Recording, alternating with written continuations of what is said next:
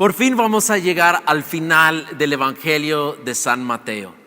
Algunos de ustedes estuvieron con nosotros desde el principio, hace 2 años y 5 meses, cuando empezamos en enero de 2017.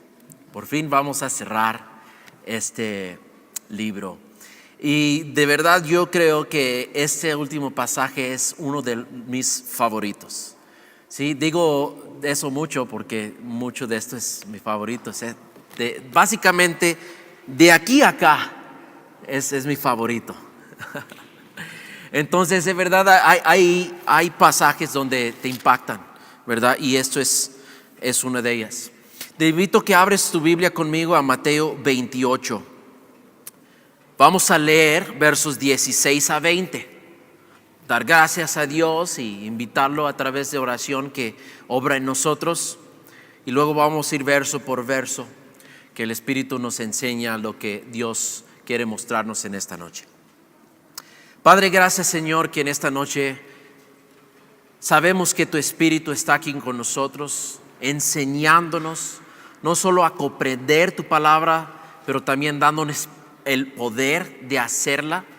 Y pedimos, Dios, que en esta noche, pues, abres nuestro entendimiento, abres nuestros ojos del corazón para que podamos ver las maravillas en tu ley y podemos aplicarla. Especialmente aquí, como vamos a ver una declaración, una comisión y un consuelo, una promesa consoladora, Señor. Pedimos que tu Espíritu siembra esa semilla en nuestros corazones, Señor, y que dé mucho fruto en nuestras vidas espirituales. En el nombre de Jesús te lo pido. Amén. Dice en verso 16: Pero los 11 discípulos se fueron a Galilea, al monte donde Jesús les había ordenado. Y cuando le vieron, le adoraron, pero algunos dudaban. Y Jesús se acercó y les habló diciendo: Toda potestad me es dada en el cielo y en la tierra. Por tanto, ir y hacer discípulos de todas las naciones, bautizándolos en el nombre del Padre y del Hijo y del Espíritu Santo, enseñándoles que guarden todas las cosas que os he mandado, y he aquí, yo estoy con vosotros todos los días hasta el fin del mundo. Amén. Los 12 discípulos fueron a Galilea, y me gustaría agregar, por fin fueron a Galilea, porque Jesús antes de la crucifixión les dio instrucciones. Él dijo que los iba a adelantar. En Mateo 26, versos 31 a 32, Jesús les dijo: Todos vosotros os escandalizaréis de mí esta noche, porque escrito está: heriré al pastor y las ovejas del rebaño serán dispersadas.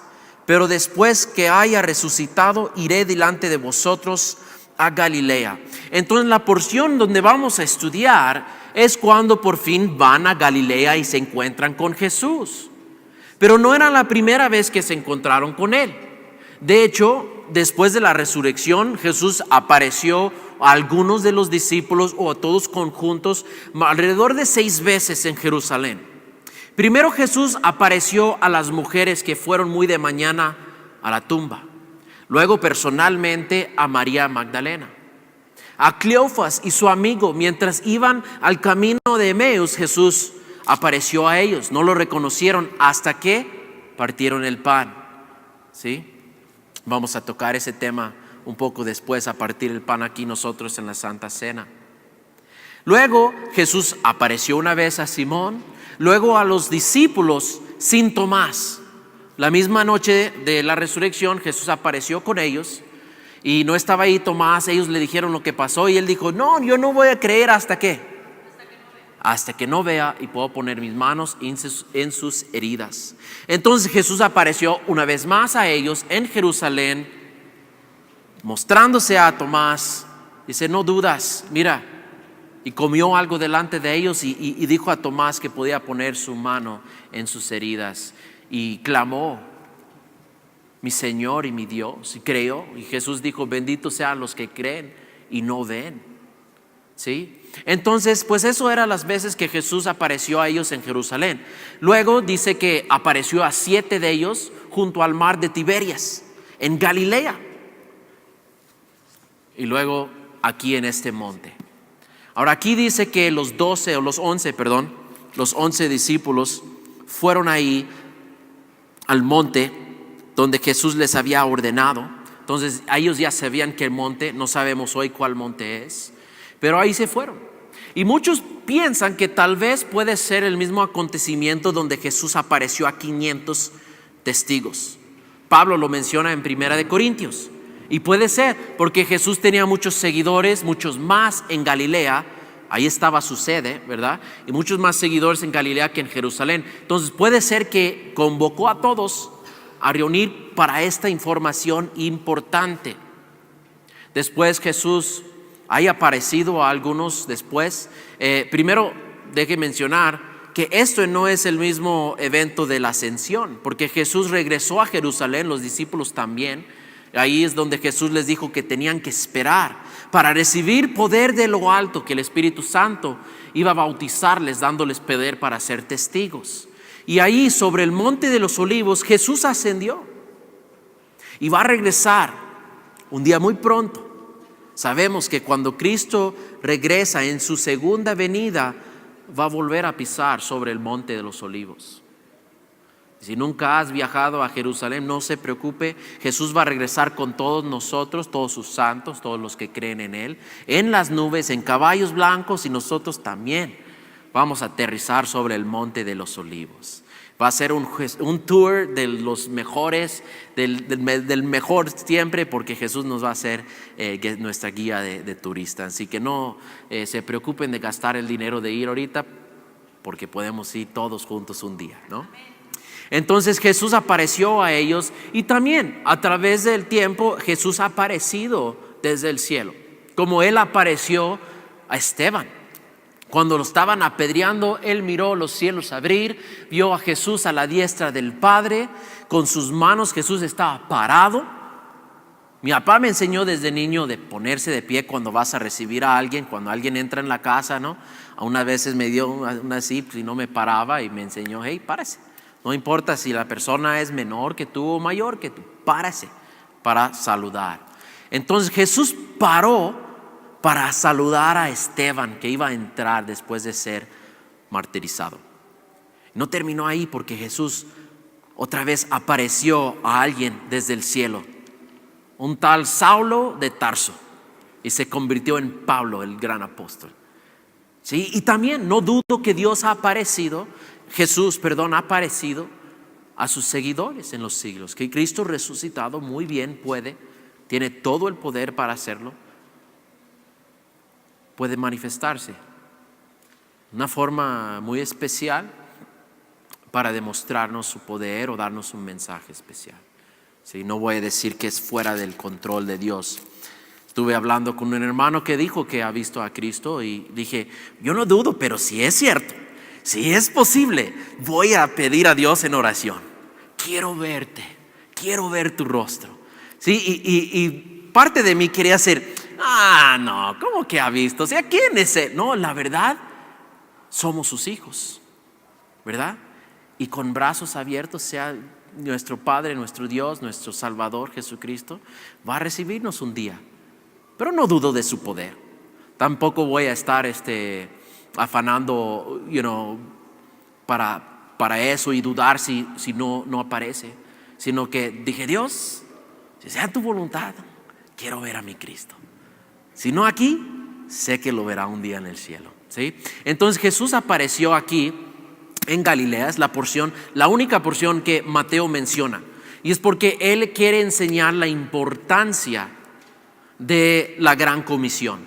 Juan habló de otras apariencias, Lucas también, Marcos da también otras versiones de la gran comisión, porque Jesús no solo les dijo una vez, ¿sí? Tenía que repetirlo. También tenía que repetir. Nos vemos en Galilea. ¿Se acuerda cuando Jesús resucitó? En Mateo 28 Jesús dijo: ¿a quién? A las mujeres: no temáis, id, dad las nuevas a mis hermanos, para que vayan a Galilea y allí me verán. Entonces Jesús les dijo antes de la crucifixión, aquí vuelve a decir a las mujeres, vayan y decirle que vayan a Galilea. Luego aparece a ellos en Jerusalén. ¿Por qué? Porque todavía están esperando en Jerusalén. Y a veces somos así, hermanos, que sabemos lo que es la voluntad de Dios, pero no obedecemos. Y podemos usar pretextos. Es que estoy esperando en Dios, pero Dios ya te dijo que fuera. Vete, ¿qué estás ahí sentado? Si Dios te dijo hacer algo, hacerlo. Pero estoy esperando confirmación. Ok, Jesús mandó primero dijo su propia palabra, luego mandó otro mensajero. ¿Y cuántos mensajeros? Hasta que lo hacemos, ¿sí? Entonces Jesús mandó mensaje con estas mujeres. Él apareció por fin con ellos en Galilea. Y vamos a ver que lo que Él les dijo es no solamente la gran comisión, sino que aquí vamos a ver una gran declaración de parte de Jesús, luego la gran comisión y por fin un gran consuelo en la promesa que termina este mensaje. Y ellos fueron inspirados con gran denuedo para ir y hacer discípulos. Y espero en Dios que también esta noche Dios nos inspira a través del mensaje para hacer su voluntad. Espero que al final de este mensaje ustedes pueden entender cuál es la voluntad de Dios para su iglesia, que cada creyente sea un discípulo y que cada discípulo se multiplique, ¿sí? Es la voluntad de Dios para cada creyente, que cada creyente no sea solamente un profesor, sino un hacedor de la voluntad de Dios y que se multiplique. Okay. Así que vamos a entrar al estudio viendo versículo 16. Pero los 11 se fueron a Galilea, al monte donde Jesús les había ordenado, y cuando le vieron, le adoraron. Ahora, esto aquí es muy importante, no podemos leerlo muy pronto. Le adoraron. Estaban en el monte, sabían que estaban esperando en Jesús. Yo creo con ansias, con más ansias de la persona que va a esperar una película a la medianoche. Estaban esperando a Jesús. Y llegaba Jesús y de lejos lo ven y empiezan a adorarle, a cantarle, a alabar su nombre, a glorificarle. Y es testimonio de su deidad. Porque Deuteronomio dice bien claro en versículo 13 de capítulo 6, a Jehová tu Dios temerás y a Él solo servirás. Y Jesús sabía esto muy bien. Él mismo lo citó al diablo cuando estaban en el desierto. Jesús le dijo, vete Satanás, porque escrito está, al Señor tu Dios adorarás y a Él solo servirás. Y hay ocasiones en la Biblia donde un ángel aparece a un siervo o un humano y empiezan a caerse y a adorar al ángel. Eso sucedió con Juan en el libro de Apocalipsis. Y el ángel dijo, no me vayas a adorar, que yo soy siervo como tú. Y Jesús permite que sus discípulos le adoren. ¿Por qué? Porque Él es Dios y solo a Él debemos de adorar, ¿sí? Puede explicar a alguien que no cree en la deidad o duda que hay bastantes evidencias que Jesús declaró ser Dios con la declaración cuando Él dijo yo soy. Pero también hay ocasiones aquí que podemos ver que Él permitió algo que es solo permitible para Dios. O es Dios o es hereje. No hay punto en medio. O Jesús es Dios o Jesús es hereje. Yo creo firmemente que Jesús es Dios y yo le adoro, porque la Biblia nos muestra esa verdad. Le adoraron, pero algunos, dice, algunos dudaban. Y creo que esta duda fue algo muy temporal, ¿sí? Porque sabemos que cada uno de estos 11 discípulos eventualmente sufrieron persecución. Y la mayoría, o sea, todos los 11 sufrieron persecución y todos murieron muerte de mártires, con excepción de Juan, porque no lo podían matar. Lo ponían aceite hirviendo, le tiraron en una isla, náufrago, y ahí estaba aislado solo y sobrevivió porque Dios tenía plan por él. Eventualmente murió, pero ya de edad avanzada. Pero Todos sufrieron persecución. Y eso da más peso a su testimonio porque vieron a Cristo resucitado. Y no solamente estos 12, pero todos los 500 que lo vieron, y todos de ellos siguieron testificando la resurrección de Cristo, muchos hasta su muerte. Sí, y en la semana pasada y antepasada lo mencioné, que esto da más peso al testimonio, porque ningún mentiroso va a morir por su propia mentira, especialmente para predicar el nombre de alguien que solo murió. No, porque ellos sabían que este que murió resucitó y tiene todo el poder en el cielo y en la tierra. Entonces ellos creyeron. Pero esta duda momentánea nos puede enseñar algo. Primero, nos demuestra que la Biblia en sí misma es confiable, transparente. Porque Mateo muy bien pudiera no escribir esto, omitirlo. Él estaba ahí. Él estaba entre los 11. Podía haber no mencionado esto. Pero la Biblia es transparente. Ellos dudaron. Así que tú alguna vez en tu vida has dudado, no se avergüence. Pero no lo dejes ahí. Si todavía tienes duda, no lo dejes ahí. Vamos a ver la receta por la duda. Versículo 18 dice: y Jesús se acercó y les habló. La receta para la duda es permitir que Jesús se acerque a tu vida.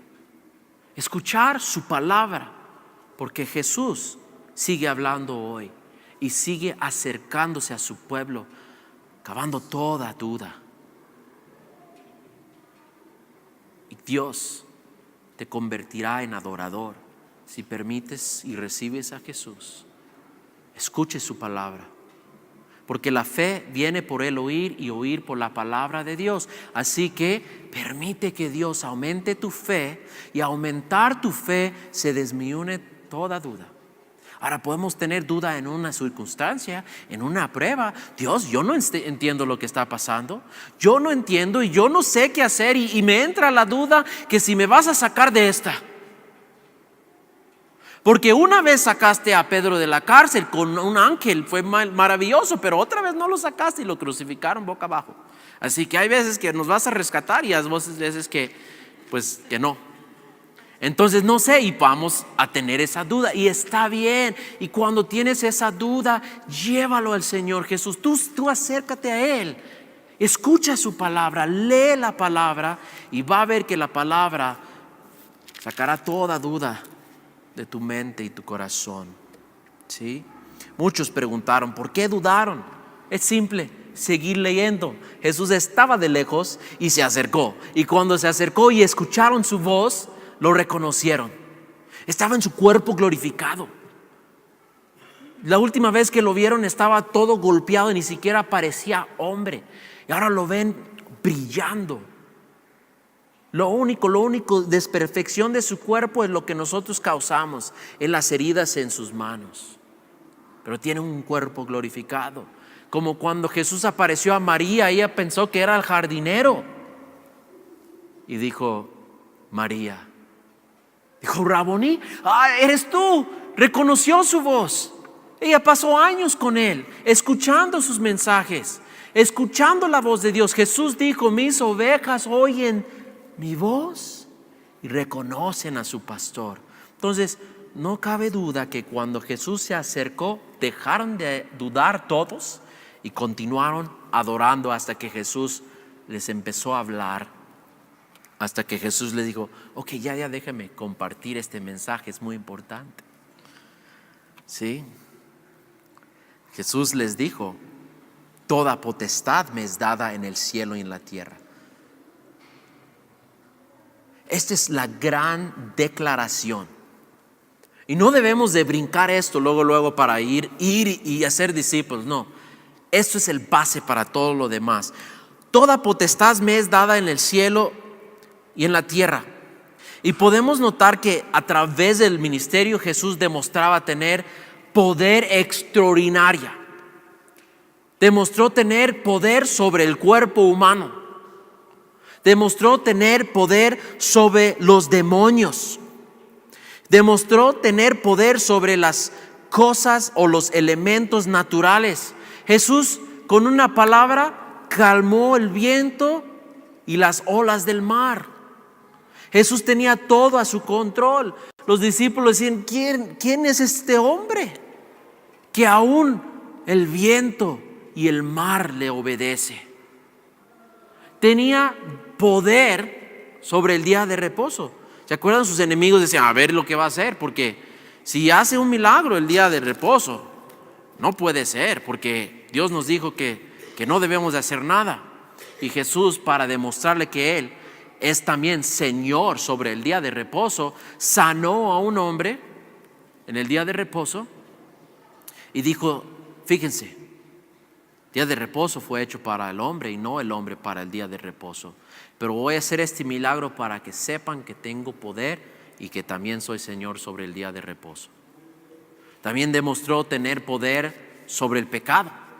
Cuando bajaron el hombre del techo porque ya no había espacio en la casa y Jesús lo vio ahí en su lecho todo descapacitado, Jesús le dijo, tu pecado te es perdonado. Y todos dijeron, ¿cómo puede decir eso?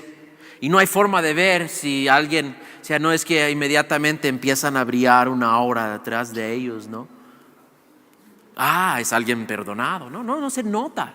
Y Jesús dijo, para que sepan que el Hijo del Hombre también tiene poder sobre el pecado, levántate, toma tu lecho y vete a tu casa.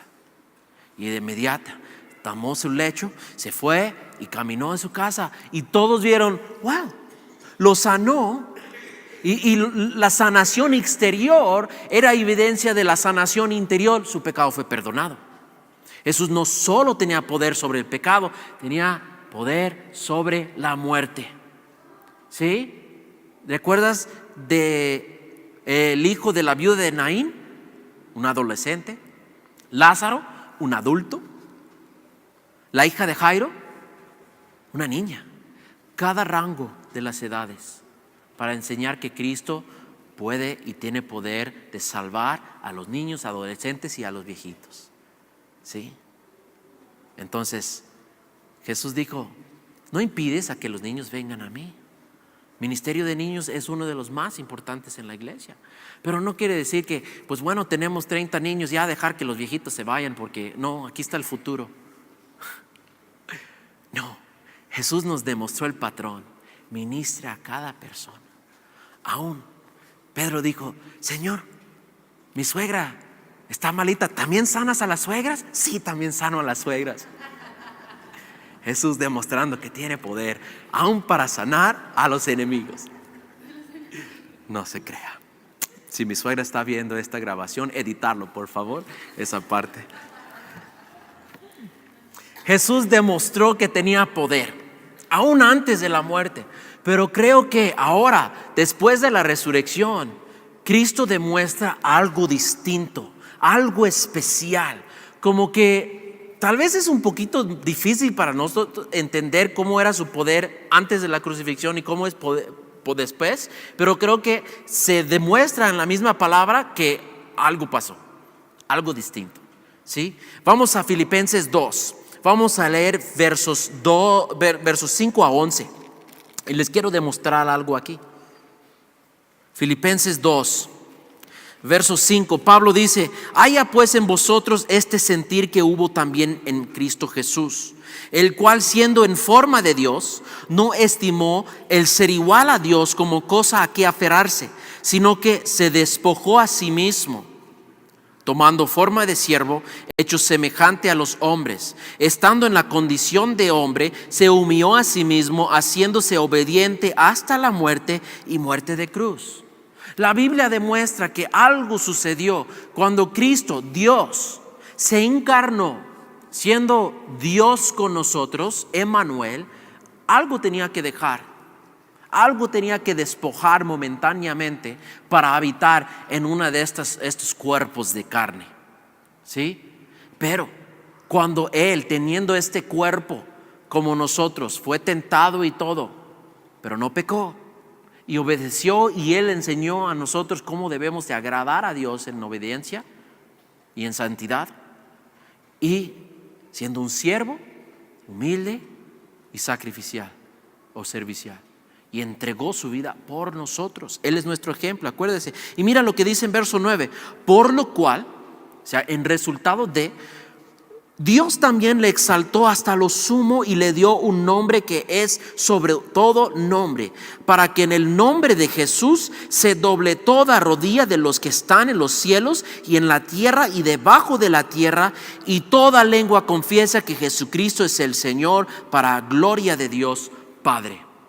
Entonces, como recompensa por su obra redentora, Dios le dio un nombre sobre todo nombre, le dio autoridad, le dio posición, le dio poder por haber hecho ese milagro. Entonces hubo un tiempo de humillación cuando Cristo vino y se limitó a un cuerpo humano y fue humillado. Su propia creación lo rechazaron. Su propia creación jalaron su barba, escupieron en su cara, le latigaron con látigos de piel y bolitas de hierro y con vidrio y con cosas barbas para jalar su cuerpo. Crucificaron sus manos, sus pies, lo mataron. Él se humilló por nosotros. Pero ya acabado el tiempo de humillación, llegamos al tiempo de glorificación. Jesús pidió esto en oración en Juan 17, versos 1 y 2. Jesús dijo esas cosas, habló Jesús levantando los ojos al cielo, dijo: Padre, la hora ha llegado, glorifica a tu Hijo, para que también tu Hijo te glorifique a ti, como le has dado potestad sobre toda carne, para que dé vida eterna a todos los que le diste. Mira, dice: le has dado potestad sobre toda carne para que dé vida eterna a todos los que le diste. Jesús varias veces dijo: tú me lo diste, Padre, tú me diste este poder, tú me diste esta gloria. Y aquí, regresando a Mateo 28, Jesús dijo: todo este poder me es dado.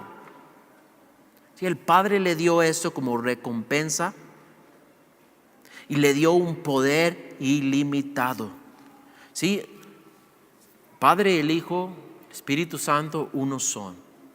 Pero cuando estaba aquí en su carne, tenemos que entender que en ese tiempo su poder fue limitado y operaba en el poder del Espíritu Santo, en obediencia al Padre. Entonces, una vez resucitado, Dios le investió de todo el poder y la gloria que merecía desde antes de la eternidad. Hay algo que podemos decir de este poder, que no podemos comprender la magnitud del poder de Dios, el poder de Cristo. Pastor Chuck siempre trataba de traer ejemplos de las estrellas, los planetas, y estuve escuchando su comentario esta semana y él hablaba de la dimensión del sol, del tamaño del sol. Pero hay estrellas muy grande que el sol. Y él le gusta todo esto, él le gusta ver las estrellas y el sol y le gusta investigar eso. Un hombre muy estudiado, porque eran las cosas de Dios. La Biblia dice que los cielos testifican de la gloria de Dios. Entonces él investigaba esa cosa. Hasta yo quedé pensando, ¿dónde puedo comprar una de esas cosas, telescopios, para ver las estrellas y cómo puedo ver? Entonces salí ahí con un vaso. Pues sí, es cierto que dicen que están grandes, de aquí se ven chiquitas, ¿verdad? Pero voy a creer lo que me dicen por fe, que son tan grandes, ¿no? O sea, y habla del órbito y habla del tamaño, y él menciona una estrella grande, ¿no? Y dice, ¿se imagina cuánta fuerza necesitan para volar a la velocidad de que están volando en los cielos? Y él menciona qué velocidad, qué tamaño y todo eso. O sea, no simplemente quería buscar eso para hacer perico, pero les animo a que ustedes también lo investiguen, ¿no? Para saber la magnitud del poder. Y dice que Dios lo hizo así nomás con la obra de sus dedos. O sea, cómo empujó esa estrella para que manejara tan rápido en el órbito y todo eso, así de fácil. Y eso es nomás poquito de su poder. Sí, eso es lo que Dios hizo en 6 días. Sí, primero voy a crear los cielos. Pum, habló y hubo luz. Entonces les animo a tratar de imaginar la magnitud del poder de Dios. Poder de simplemente hablar cosas en su existencia. A veces maravillamos de la maquinaria que puede ser el hombre, de los edificios. Fui a Ciudad de México y dije, oh, wow. No había visto tantos edificios en mi vida, nunca he ido a Nueva York, pero me dicen que Ciudad de México es más grande que Nueva York. Y los edificios y las carreteras, wow. Y no les miento, por un momento pasó en mi mente, ¿esto es México? Esto es increíble, ¿verdad? Y me impresionó la obra de los mexicanos. ¿Cuánto más nos va a impresionar la obra de Dios cuando tomamos un tiempo de observarlo? Increíble. ¿Qué harías con un poquito de ese poder? Un poquito de nomás decir, quiero una langosta. Ya, les parece una langosta, ¿verdad? Yo creo que por eso Dios no nos da el poder así de ese tamaño de crear cosas porque lo usaríamos en cosas así. Pero ¿sabes lo que Cristo usa? Su poder. ¿En qué? Lo mencionó aquí en verso 2 de Juan 17. Vamos a leer 2 y 3. Jesús dijo, como le has dado, está hablando de sí mismo en tercera persona, dice, como le has dado potestad sobre toda carne, ¿para qué? Para que dé vida eterna a todos los que le diste. Y esta es la vida eterna, que te conozcan a ti, el único Dios verdadero, y a Jesucristo, a quien has enviado. Increíble, Jesús está usando su poder para salvarnos, para darnos vida eterna, para darnos conocimiento de Dios y de sí mismo. En este momento el poder de Jesús está obrando aquí en este lugar. Y donde quiera que abren la palabra de Dios y la predican con fidelidad, el poder de Cristo está no solamente usando el maestro, pero las mismas palabras del Espíritu Santo los va implantando en cada corazón para que brote esa semilla de fe en tu vida y dé fruto. Está obrando aún en los corazones más duros. El Espíritu va agarrando la tierra como el mejor John Deere tractor, ¿no? El Espíritu Santo va trabajando corazones duros. Así que simplemente pedir, Señor, obra en la vida de mi familia, en mis padres, en mis hermanos, en mis cuñados. Dios, obra en la vida de mi suegra. Dios, obra en la vida de mi suegro y en todos mis amigos y mis enemigos por igual. Dios, obra. Tú eres poderoso, no hay nada imposible para ti. Obra. Porque Jesús no usa su poder para hacer langostas. Peces y pan tal vez, pero langostas. Jesús usa su poder para salvar. Grande declaración aquí. Y esta declaración de que Él tiene todo el poder es base por lo que sigue. También yo creo que es el base que el enemigo ataca más. Que no creemos que este poder está en nuestra disposición. Los discípulos no dijeron, pues si tú tienes todo el poder y todo, ¿por qué tú no vayas a ser discípulos? No, porque Jesús les dijo, serán investidos de este poder. Van a tener este poder dunamis. La palabra en griego es donde agarraron el nombre para dinamita. Entonces dijo, tendrás este poder dinámica en tu vida para ser testigos míos. El poder que yo tengo, como la hermana mencionó que ayer con los niños, hablando de los superhéroes tienen poder, pero ninguno tiene, y voy a decir que son ficticios, los niños aquí no sabían, perdón, pero, sorry José, pero Jesús en realidad tiene poder. No Santa Claus, no Batman, no Superman ni nada de eso. Jesús en verdad tiene poder y puede investirnos con ese poder para hacer esta obra que va a encomendar, que va a comisionar a los discípulos. Esta declaración, como dije, es la base para todo lo que sigue.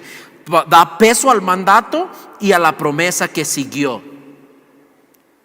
Si alguien dice, ¿quién es el que te manda?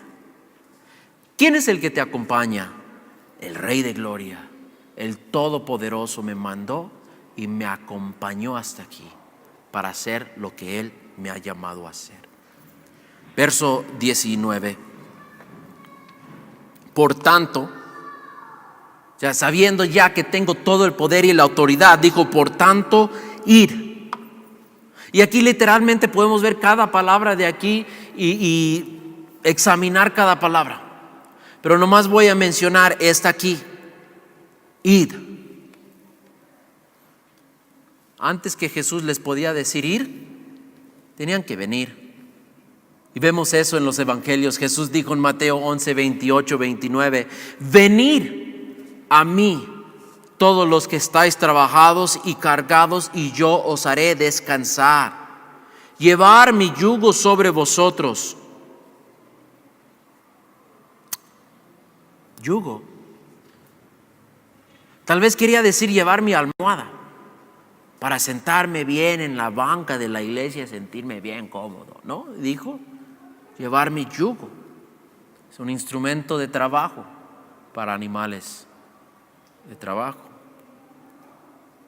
Aprender de mí. Sea mi estudiante. ¿Qué vamos a aprender? Que soy manso y humilde de corazón, y hallaréis descanso para vuestras almas. ¿Hay descanso en la obra de Dios? No necesitamos una almohada. Un yugo, cuando es del Señor, es lo más ligero, lo más bonito, lo más deleitoso que podemos ser en la vida, es servir a nuestro Dios. Amén. Nos cansamos, ¿verdad? Porque los niños corren y tienen más energía de lo que tenemos. Podemos llegarnos a la casa muy cansados. Pero dices, qué bendición. Yo quiero dar gracias a Dios por lo que hicimos ayer. Jesús dijo a los discípulos, venid en pos de mí y yo os haré pescadores de hombres. Otra vez, antes de que podían ir, tenían que venir. Y siguieron a Jesús por más de 3 años. Vieron. Fueron testigos de sus obras, de sus milagros. Escucharon sus enseñanzas, sus parábolas. Escucharon las enseñanzas de Jesús, aun cuando era directamente en el corazón y les dolía y les daba convicción. Jesús no era de esos maestros que solo lo bonito y solo color de rosa y todo arcoíris y todo es bonito y todo te va a ir bien, te va a prosperar y todo vas a tener salud. No, Jesús predicó la verdad y Jesús en sus enseñanzas fue muy balanceado, ¿sí? Pero decía la verdad y ellos le seguían y aprendían esas verdades, estaban siendo grabadas. Jesús sabía ya que este tiempo, cuando los iba a enviar, es porque habían recibido su enseñanza. Y era un discipulado bien práctico. Aquí voy a decirlo que lo tenemos muy equivocados. ¿Sí? Ustedes vienen y se sienten en la silla y escuchan. No era así con Jesús. Muy raro escuchamos a Jesús predicar a 300, a 500 o a 5,000 y multitudes. Y muchas de las veces de las multitudes se iban alejando porque no les gustaba lo que escuchaban. Pero yo creo que los versículos más impactantes de la vida, por ejemplo Juan 3:16, fue entre la conversación con un discípulo, el discípulo en secreto, Nicodemo. Y los discípulos, cuando Jesús llevaba a los 3 a un lado y les decía algo especial, o en los 12, o sea, ellos vivían con Jesús por 3 años, le seguían todo momento, aprendían de Él. Les invito a quedar en mi casa por 3 años, no se crea. Así era la forma que ellos enseñaron. Estoy diciendo que si solamente es esto aquí, iglesia, estamos mal. Ustedes tienen que diariamente ver la vida de Jesús. No necesitan ver mi vida, pero si ven mi vida deben de ver a alguien que está imitando a Cristo. Jesús nos mandó a multiplicarnos y voy a mencionar eso un poquito más. Pero aquí de venir y solamente escuchar es nomás una porción, porque Jesús también los enviaba. Los enviaba una vez, 2 en 2, los 12. Y otra vez en un grupo de 70, otra vez de 2 en 2, y les dio poder para sanar, para predicar, para echar fuera demonios. Jesús les dio el poder. Mientras estaban como en un tiempo, ¿cómo se llama? Internados, o no, ¿cómo se llama? Como internship, cuando están practicando algo, ¿no? ¿Ah? No, cuando el doctor está estudiando para ser doctor, primero sigue a los otros doctores. ¿Cómo se llama ese servicio? ¿Servicio qué? Internado. Pues sí lo tuve bien al principio. Ok, entonces sí, es así, seguían a Jesús y hacían lo que Él les mandaba hacer. Ya estaban imitando a Jesús aún antes que los envió. Y muchos quieren ir sin primero venir.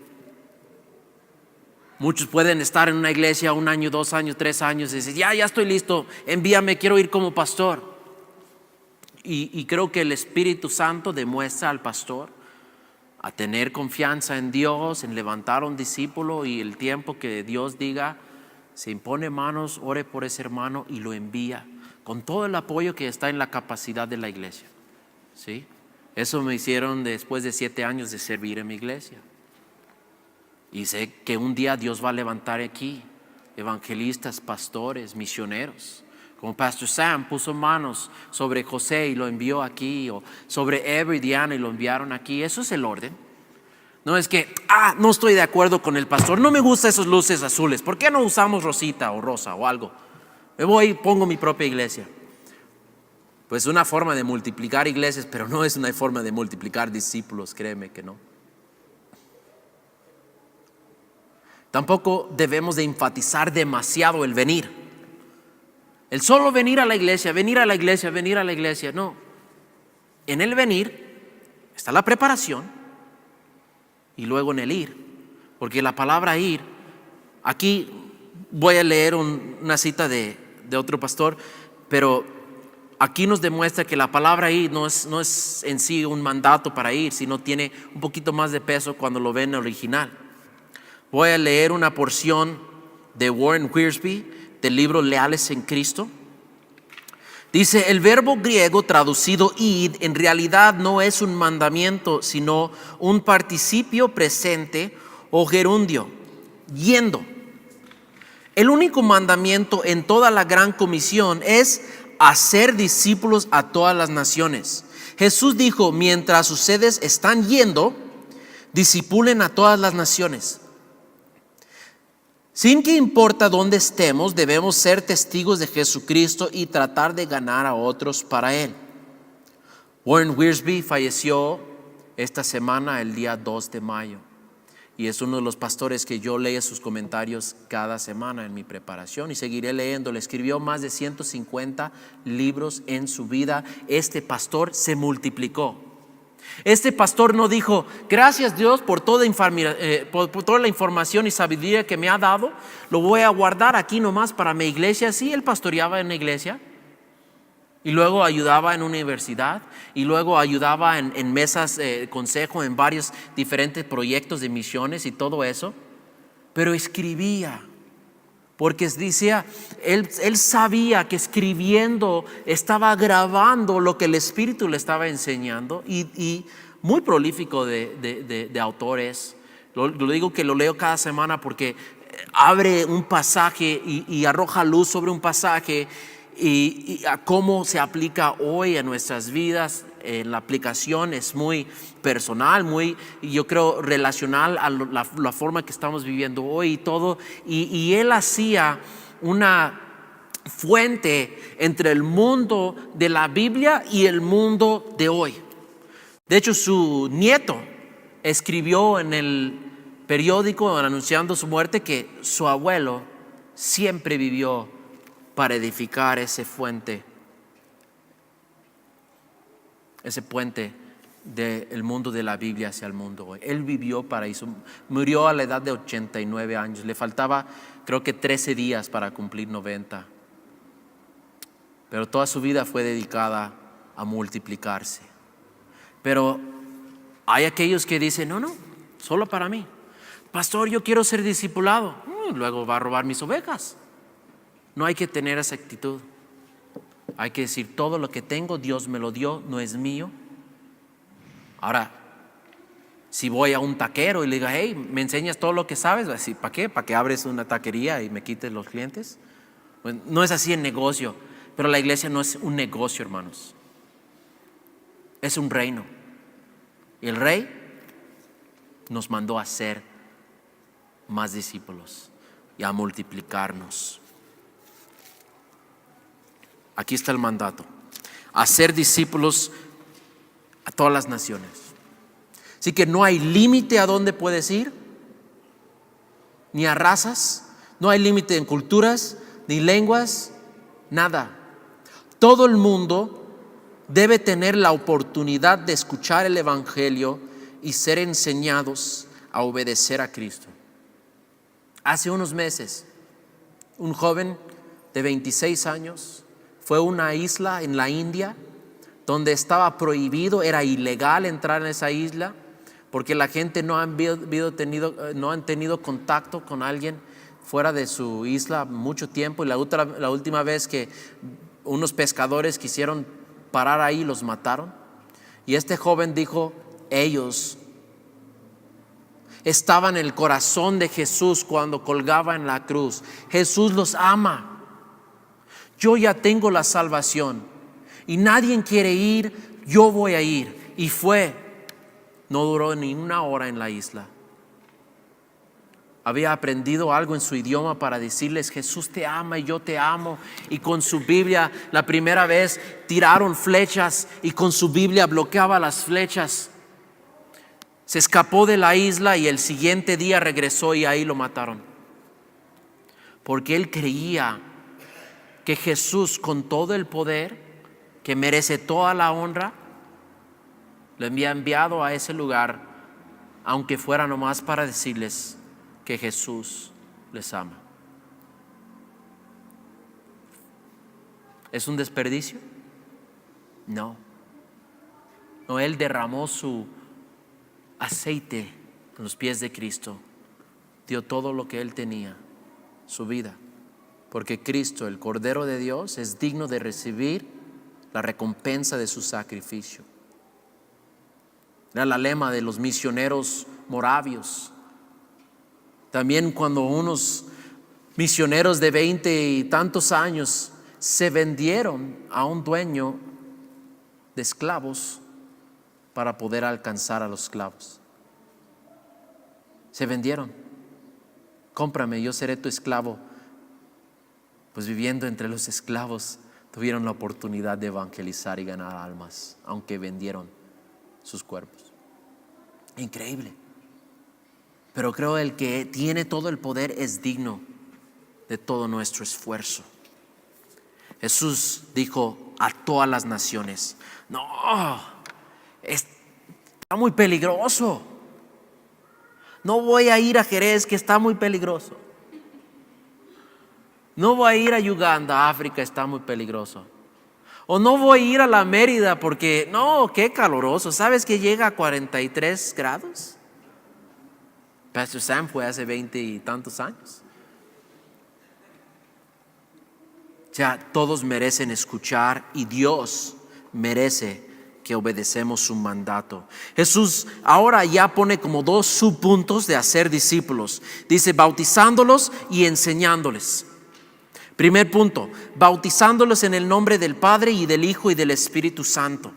Ahora, Jesús está diciendo ayudarles a hacer una profesión de su fe. Es una iniciación en la vida de la iglesia. Ayúdales a hacer esta profesión de fe. Que toman esa confianza de asociarse con el Dios Trino. En los días de Jesús perseguían a los seguidores de Jesús. En el primer siglo perseguían a los seguidores de Jesús. Hasta el tercer siglo estaban apedreando, matando, quemando cristianos en las calles de Roma. Y no terminó ahí, porque siempre el enemigo está obrando en diferentes partes del mundo. Hoy en día en Afganistán, en Libia, en Siria, en Corea del Norte es el número 1 del lugar más peligroso del mundo. Y hay lugares peligrosos donde cristianos siguen sufriendo por el evangelio. Entonces, si se asocian con mí, Jesús dijo, si confiesan a mí delante del hombre, yo les confesaré delante de mi Padre en el cielo. Pero si me negaren, yo también les negaré. Entonces, número 1, bautizándolos. Ahora dice, enseñándoles a guardar todas las cosas que yo os he mandado. Ahora no es que no te voy a enseñar hasta bautizarte, no, obviamente tenemos que predicar, tenemos que ganarle, tenemos que enseñarle el significado del bautismo y todo eso, pero ya deben de tomar un paso de fe y bautizarse. Pero no termina ahí, no es la graduación, ¿no? Ya eres bautizado, ok, pum, ya salte aquí y ya vete a poner tu propia iglesia. No, seguir discipulándolos, enseñándoles. Pero no se trata de una información intelectual. Jesús dijo que guarden todas las cosas que yo os he mandado. Y podemos hablar mucho de lo que Jesús mandó y enseñó a sus discípulos. Sí, su sermón del monte, sus parábolas, sus enseñanzas sobre la humildad, sobre la hipocresía, sobre la cruz. Podemos hacer una lista. Pero lo que quisiera enfatizar hoy es que les enseñes a guardar, o sea, obedecer, hacer lo que yo les he mandado. No puedes enseñar a alguien a hacer algo que no haces. ¿Sí?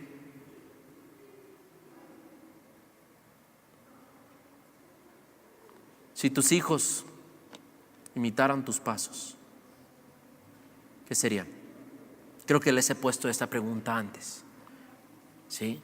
Aquí hay hermanos que son carpinteros, plomeros, abogados, doctores. Y en la profesión podemos decir, pues ya tengo 10 años de carpintero, creo que puedo enseñar a alguien a hacer un librero, a hacer un armario. Tengo 10 años haciendo esto, yo puedo enseñar a alguien más. Si tienes más de un año como cristiano, todo lo que has aprendido en ese año puedes enseñar a otra persona, tomando un año con ellos. ¿Sí? Discipular es multiplicarte y es dando el ejemplo, es demostrando, dando tu vida como ese ejemplo que deben de seguir, imitando a Cristo para que otros te imiten. No es suficiente haber sido bautizado, ser llamado cristiano, sino los verdaderos discípulos son identificados porque se esfuerzan por hacer las cosas que Jesús nos enseñó. Lo voy a leer otra vez. No es suficiente haber sido bautizado y ser llamado cristiano, sino los verdaderos discípulos son identificados porque se esfuerzan por hacer las cosas que Jesús nos enseñó. Jesús dijo, sabrán que son mis discípulos por el amor que tiene uno de los otros. O sea, es una enseñanza. ¿Estás obedeciendo esa enseñanza? Así que tenemos que multiplicarnos. Primero, obedeciendo para que alguien imitándonos pueda seguir.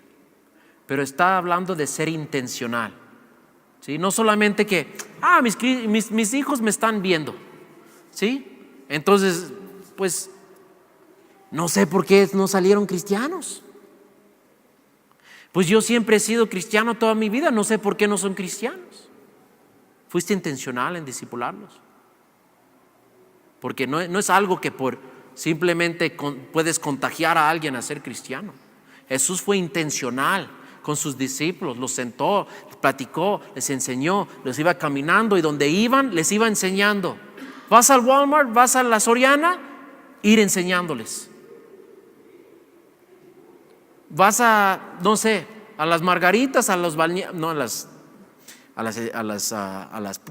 albercas, no a las margaritas, sino a las albercas, se llaman margaritas, ¿sí? O sea, vas ahí a la playa o a la alberca o vas a la tienda o simplemente vas a un lugar donde vas diario, ¿no? Ir yendo a ser discípulos, platicando a tus hijos de la palabra de Dios, enseñándoles con tu ejemplo. Cuando alguien te corta, que no les dices, sino demuestras a tus hijos cómo bendecir a aquella persona que te maldició en cruzar en tu camino, amándolos. Y ahora vamos a ver el gran consuelo. Jesús dijo, he aquí, yo estoy con vosotros todos los días hasta el fin del mundo. Amén. Esta es una gran promesa.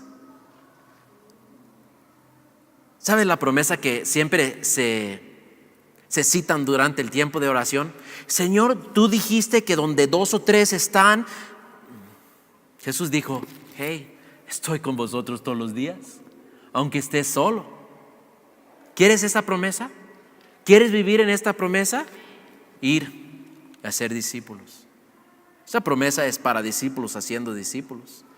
Claro, Cristo está en cada creyente y su presencia es en cada día, en cada momento, a solas o con 2 o 3. Créeme, cada creyente que tiene el Espíritu Santo nunca están solos. Pero puedo decir, por testimonio propio, que nunca he sentido a Cristo más cerca. Nunca he sentido su presencia más evidente en mi vida hasta que tomé pasos de fe en hacer discípulos. No era cuando salí de Downey, sino ahí estando en Downey, discipulando, enseñando a otros a obedecer lo que la palabra dice. Así que no piensas que es hasta que cruzo el mar a otro continente, no cruzar la calle, ni siquiera eso, cruzar el pasillo de tu casa, enseñar a tus hijos cómo hacer discípulos y seguidores de Jesucristo. ¿Sí? No requiere un pasaporte, no requiere un boleto de avión o de barco. Ir y a donde vayas buscando impactar a otros para Cristo, y vas a sentir la presencia de Cristo, a compartir con alguien, a hablar la verdad de Dios, porque en ese momento el mismo Espíritu Santo pondrá en tu boca las palabras, cómo animarlos, cómo ganarlos para el Evangelio de Jesucristo. Les animo, hermanos, esa promesa es más que una promesa, es un hecho. Sentimos su presencia más evidente en nuestras vidas cuando está obrando en nosotros, cuando su mano poderosa estaba trabajando a través de nosotros, dando vida eterna y conocimiento de sí mismo a otros. Vamos a orar y vamos a tomar la Santa Cena en un momento, pero quiero que mediten en esto. Señor, si hay una duda en mí, que tu presencia y tu palabra me saca de toda duda. Y Padre, si he sido rebelde en no hacer discípulos de mis hijos, de mis vecinos, de mis familiares, ayúdame. Deme de tu poder que no tiene límite para amar y compartir tu palabra y hacer discípulos. Padre, ayúdame a obedecer tu palabra de tal forma que puedo enseñar a otros a obedecer tu palabra. Y prepara tu corazón para la Santa Cena, porque como dije, los que estaban con Jesús en el camino a Emaús no le reconocieron hasta que partió el pan, tomó el pan, lo bendijo y se los dio. Y creo que en el partimiento de pan también podemos experimentar una presencia y conocimiento de Dios muy especial, porque Jesús dijo: hacer esto en memoria de mí, es recordar su sacrificio, su cruz, su sangre derramada por nosotros, su cuerpo dada por nosotros, y lo hacemos en memoria de eso. Entonces, reflexionar sobre esas cosas. Que Dios bendice este tiempo de Santa Cena. El grupo de alabanza puede pasar adelante, tocar un tiempo de alabanza. Vamos a orar.